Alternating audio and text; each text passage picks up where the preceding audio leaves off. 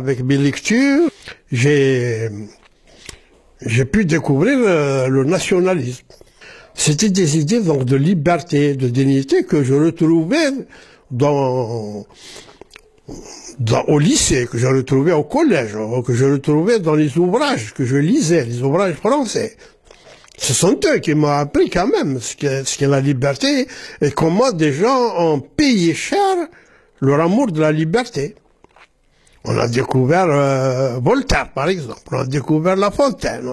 On s'est abreuvé à la culture française. Je voyais donc mon avenir fermé. À défaut de chèvres pour aller faire le berger dans la forêt, il fallait que je me réfugie seulement dans les études pour sortir.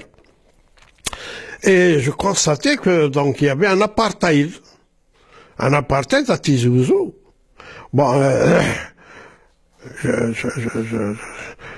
Le français, lui, était bien habillé, était bien nourri, alors que l'indigène était mal vêtu et la proie des parasites, des poux. Il a fallu qu'il y ait l'arrivée du débarquement des Américains pour qu'on puisse se débarrasser des poux avec le DDT. Voilà les débuts, comment j'ai découvert la vie. En 1956, à l'appel de l'UGMA, j'ai donc fait grève de la scolarité, grève des examens. Nous étions à 8 jours du bac. Et évidemment, l'appel de l'UGMA, c'était de rejoindre le maquis. Après donc une période d'observation à Tizi Ouzou, où j'étais inactif, oisif, j'ai été contacté par le réseau FLN. Je suis entré dans une cellule de FIDA avec le chef Amr Charlot, le Boukhalfi. Et lorsque le chef de région, le sous-lieutenant, nous a appelés, nous avons rejoint les rangs du maquis, où nous avons été affectés tout de suite dans une section de combat à Belidouala. Ah oui, la haine, la guerre, c'est ça.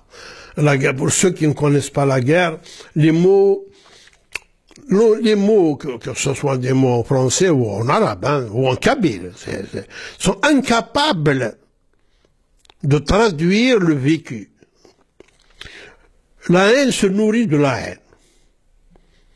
La haine se nourrit de la haine. Lorsque vous voyez dans un village, lorsque la Hélène pénètre dans un village après un ratissage et qu'elle voit les résultats de ce qu'ont mis les soldats français, avec leurs auxiliaires, évidemment, les harkis, vous détestez tout le monde. Vous n'acceptez pas l'exception. Vous radicalisez votre discours. Et ça va aller de mal en pis, comme ça, chaque fois. C'est difficile d'arrêter la haine qui se développe. C'est un sentiment que vous ne pouvez pas lutter contre ce sentiment pendant la guerre.